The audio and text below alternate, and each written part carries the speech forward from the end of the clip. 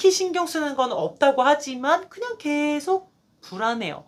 뭔지 모르겠는데 계속 걱정이 있고요. 이 안정감이 없는 거예요.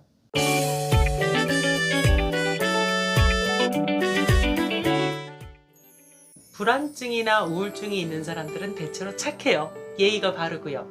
왜냐하면 그만큼 자기 속을 잘 표현을 하지 못하기 때문에 마음에 병이 생긴 거예요. 어떤 틀 안에 나를 넣고 과도한 책임감을 갖습니다. 누군가 나에게 실망하는 게 두려운 거예요. 그리고 내 감정이나 욕구를 표현하면 뭘 죄스럽게 여기죠. 이런 사람은 그 화를 막 자기 자신에게 돌리고 무조건 참으니까 우울증에 걸리기도 쉽고요. 다른 곳으로 대상을 옮겨서 거기서 불안함을 옮겨서 느껴요. 예를 들어서 뭐 혈액공포증, 바늘공포증, 여러 가지 뭐 식물공포증, 이런 다양한 공포증을 갖기도 하고, 아니면 강박증이나 이런 것으로 대상을 옮겨서 자신의 불안을 그쪽으로 이렇게 표출을 하면서 살아가게 되는 겁니다. 불안증 환자 가운데 75% 정도가 자신의 문제나 속마음을 숨기고 살아간다는 사실이에요. 이들은 보통 5가지의 신념을 가지고 있어요. 첫 번째는 비위 맞추기.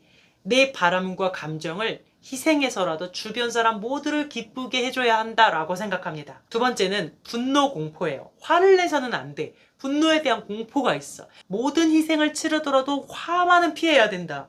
그리고 누군가에게 화가 나고 짜증이 나더라도 감정을 철저하게 숨기고 최대한 예의 바르게 처신해야 한다. 세 번째는 갈등 공포. 모든 사람과 항상 잘 지내야 된다고 생각해서 작은 충돌이나 갈등도 절대 있어서는 안 되는 것으로 여기죠.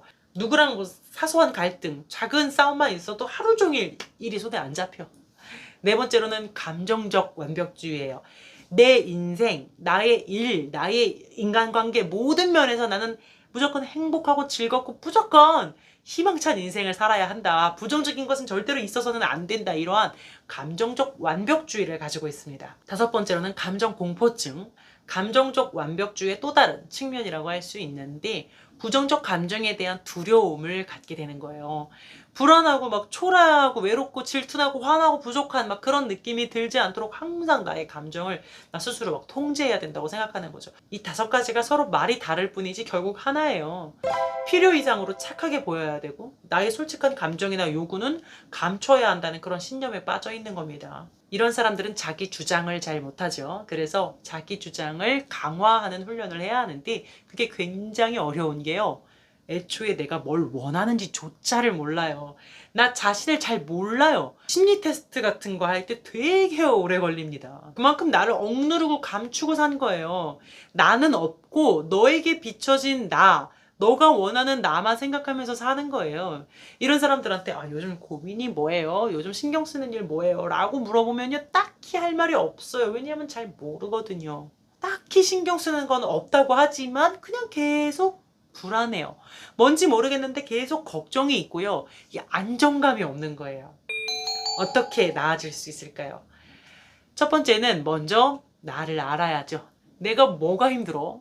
나를 힘들게 하는 사람은 누구야? 그 사람의 무엇 때문에 내가 힘들어? 이런 것들을 좀 정확하게 알 수 있어야 돼요. 누가 알려줄 수 없어. 내가 알아야 돼요. 스스로에게 질문해 보세요. 나의 내면 안으로 깊이 한번 들어가 보세요. 화병 된다고 하죠. 내 안에 있는 거예요. 기억이 안 난다고 잊어버린 게 아니라 내 무의식에 들어가 있어요. 그러니까 그건 지난 일이 아니라 현재 내 문제라는 거예요. 그것을 꺼낼 수 있어야 돼요. 누구한테 말할 수 있어야 돼요. 말할 데가 없으면 종이에 쓰거나 뭐 혼잣말이라도 그냥 해보세요. 그렇게 하면서 이 꽉 묵혀둔 그 감정들을 정화시키는 작업이 필요합니다. 만약에 이 감정을 표출하지 않고 그냥 삭히고 넘어가면요, 또 이상한 대상한테 막 쓸데없는 불안을 느끼면서 알 수 없는 공포증, 불안증 되기도 하고요.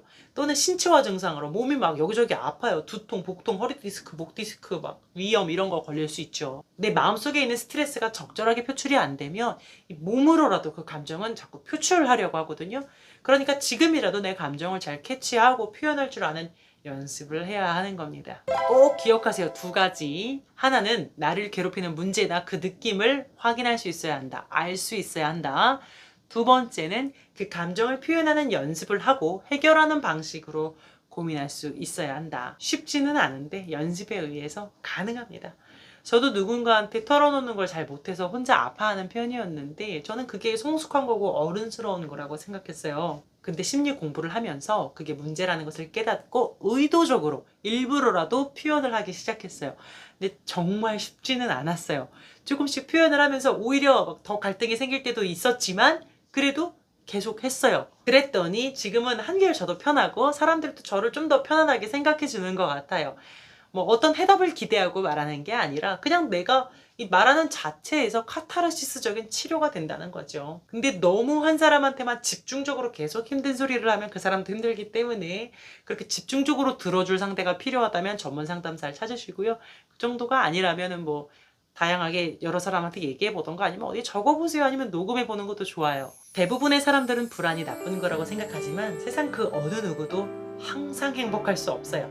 아프고 힘들고 실망스러운 일은 반드시 있습니다.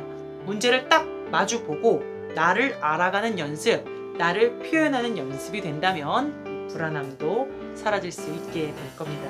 여러분은 참 좋은 사람들이에요. 착하신 분들입니다. 그 착함으로 나를 힘들게 하기보다는 세상을 이롭게 할 수 있으면 좋겠습니다. 다음 영상에서는 이 영상에 이어서 불안증 치료법에 대해서 좀 집중적으로 말씀을 드릴게요. 다음 영상에서 봬요. 웃긴 데 따뜻한 상담사 옥다였습니다.